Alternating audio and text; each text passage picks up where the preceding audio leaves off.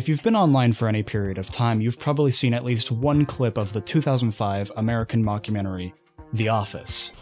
Today, smoking is gonna save lives. Oh my God. At ease. Oh my God. At least once a year, I like to bring in some of my Kevin's famous chili. The trick is to undercook the onions. Everybody is going to get to know each other in the pot. I'm serious about this stuff. No, God! No, God, please, no! No! No! No! Like most things in the 2000s, The Office got its own licensed video game. Recently I came across this, not intentionally of course. I don't think this game was really ever released.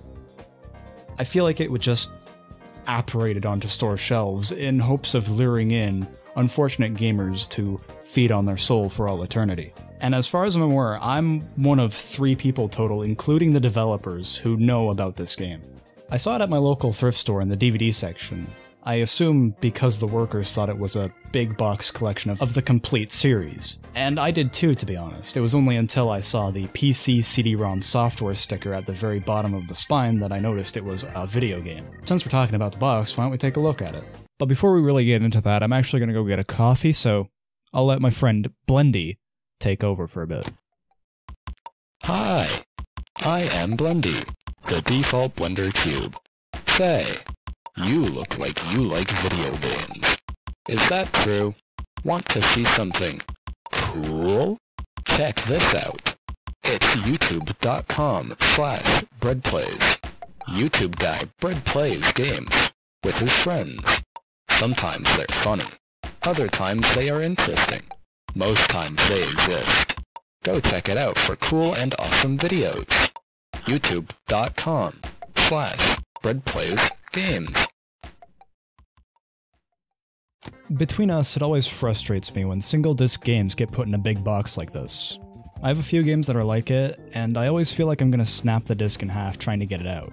Maybe that's just me, maybe I just need to be a bit more patient, I don't know.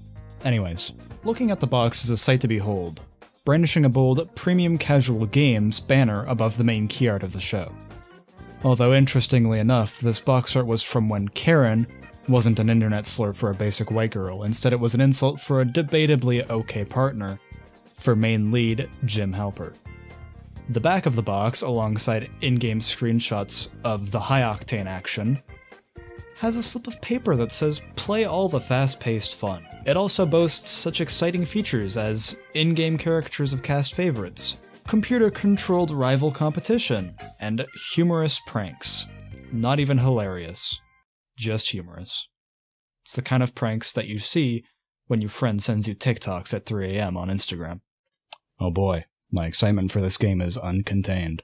When your game's highest high is computer-controlled AI and humorous pranks, that's nothing but a beaming gold star quality. Well, we've avoided it for long enough, so let's actually play this thing. Like most Windows XP era games, the disk boots immediately into the install client first. But something I've noticed was that unlike other games in my possession, it doesn't have a play button. This was one of those games for the PC where the disk only acted as an installer, as it installs the entire game onto your hard drive. I can't say I've played many games like this before, but when I do, it's always kind of a sight to behold. Especially in this day and age where everything is several hundred gigabytes, and slowly eating away at my hard drive.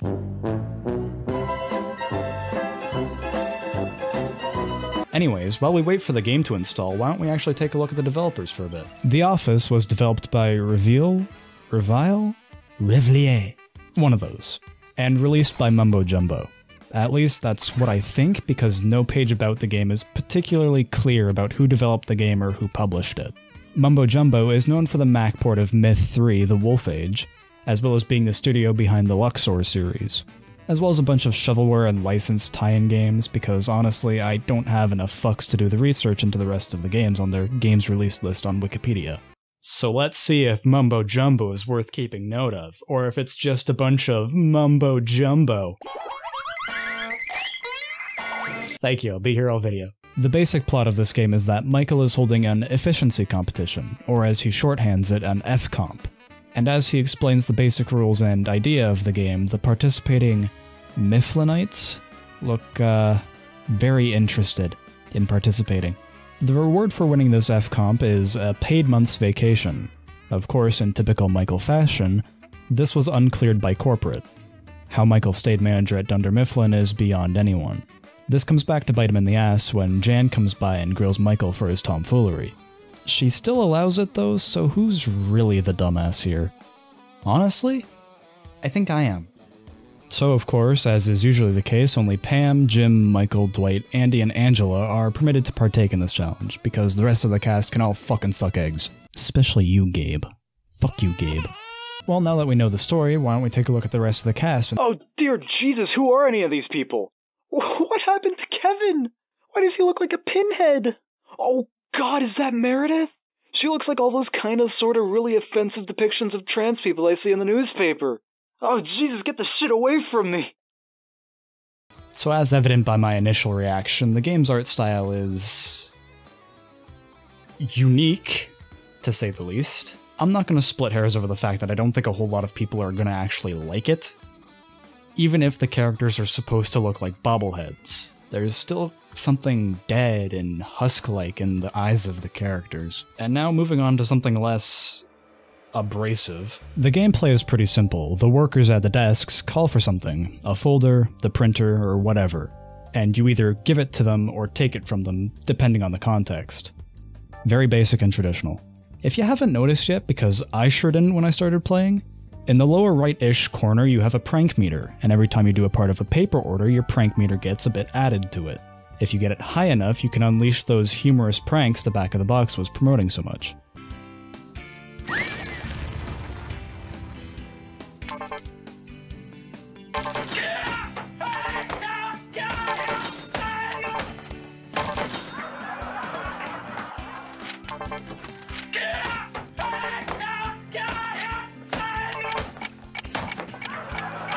All of the pranks are references to the show in some form. For example, one of the pranks you can pull on Dwight is putting his pencil cup in the vending machine.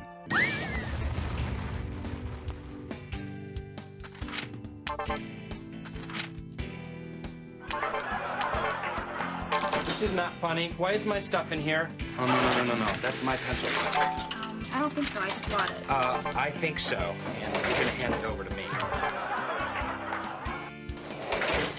And another is how Michael can just throw a football at Ryan and Dwight will tackle him.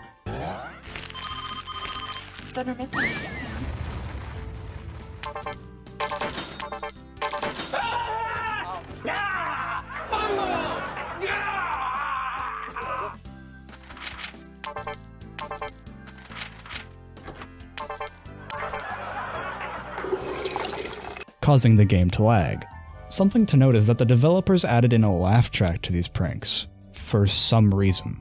I really can't for the life of me figure out why, as the show actively refused to use anything of the sort, so I can't put my finger on why the game decided to add it anyways. If you win the level, Jim will say, Not a bad day. Even if you just barely pass the minimum requirement to move on. And to be honest, I never lost. It's because the rival AI rubber bands itself really hard when it gets around the halfway point of the meter.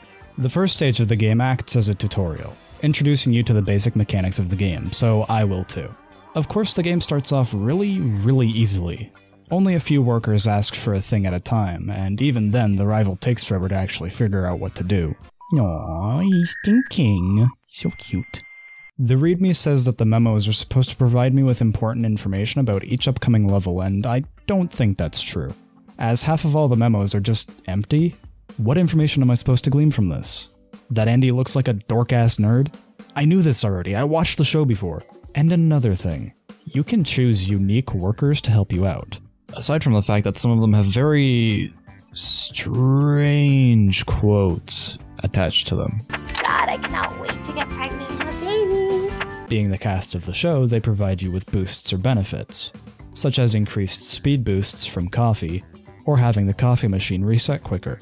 And some of the level end cards have tips of choosing useful people for the level, and the thing about that is that the game doesn't give any tips about it. I just have to trial and error it until I find a functional team. And that's just not fun to me, especially when the majority of the useful characters are locked for most of the game. The next rival is Ryan, and the pranks you pull on him are curious, to say the least. One of the pranks is just Dwight giving someone a 𝓟𝓡𝓘𝓤𝓤 This is a 𝓟𝓡𝓘𝓤. When you have done something good, you will receive 1 𝓟𝓡𝓘𝓤.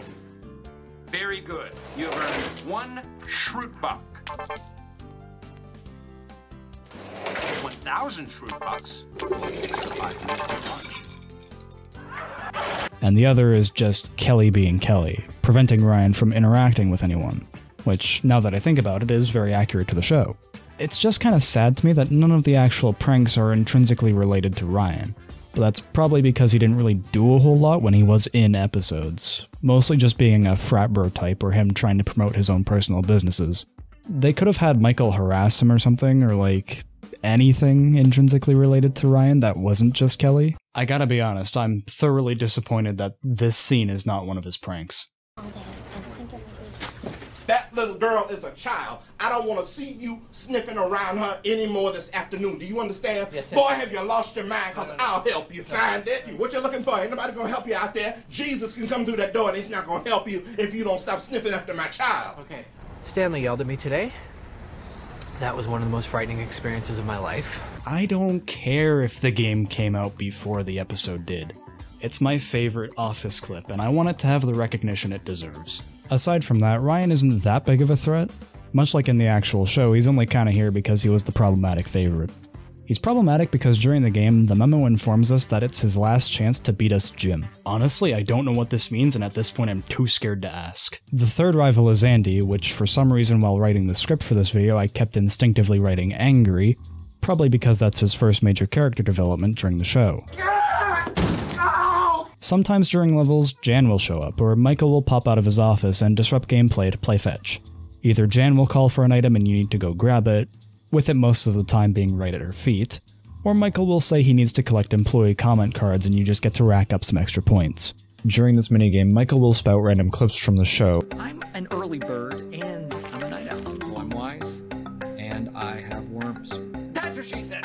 When it's taken out of its original context, not that it had much to begin with, it just kinda becomes uncomfortable to listen to. And I get it, that's his character, but on the show there's actual context and you can see him talking, so you can see his facial expressions, and the punchline is that he's an uncomfortable person. It's just that there's something about Bobblehead Michael that just makes this deeply uncomfortable for me. As well, you can unlock the use of the vending machine, which if you give a worker a vending machine treat, a coffee crisp I guess, they will give you credit for all work done except for getting the final part of the order to the rolling cart. The fourth rival is Angela. Oh yeah, Angela's iconic quote, "I must restore order." Yeah, I remember all the times that she said that. Because I guess they didn't want the game to just be a guys fight. So they threw Angela in so accountants have their representation. We see you, accountants. You're valid. Angela is the first real intimidating rival, as she's cutthroat and impatient. She will literally stand at a worker's desk waiting for them to finish their order just so she can take it. Like, holy fuck woman, give them some space. Because of this, I wound up going to the trash bin a lot. That's just the game's way of letting you empty your hands if you have useless items in them, as you can hold up to 2 items. Makes sense. 2 hands, 2 items. That's as many as the human can hold. Man, I wish I could hold more than 2 items. If only I had the mental capacity to wield more than 1 item in each hand. The fifth and final rival is Michael himself. As the levels go on, you can unlock new upgraded versions of certain technology around the office, such as a better printer and a better vending machine.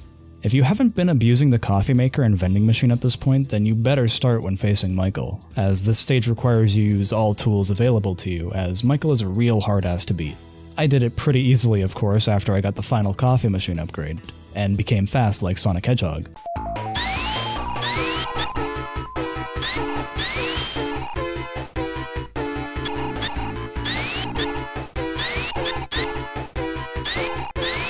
They didn't take into consideration that you would be against Michael at some point, so if you get the Michael needs employee complaint cards, he'll pause and run into his office just to run back out to do the minigame. It's kind of funny to me. After beating Michael, you get this honestly kind of amazing winner screen. I'm a big fan of the Games of the First 𝓟𝓡𝓔𝓜 𝓒𝓐𝓛 banner. I can't for the life of me comprehend it.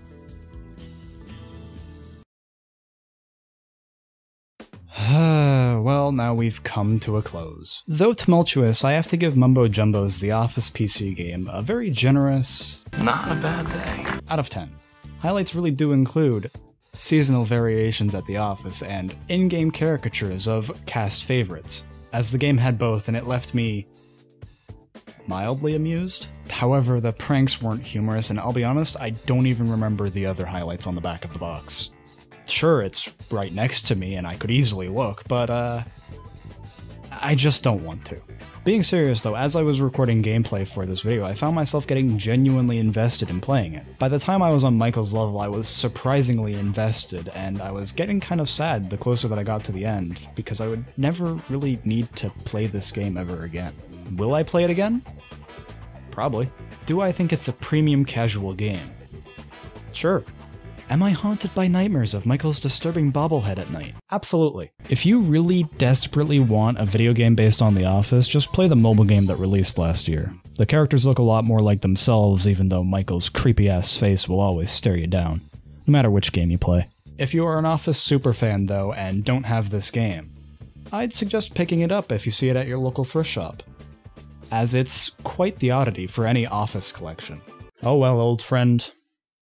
See you in another lifetime.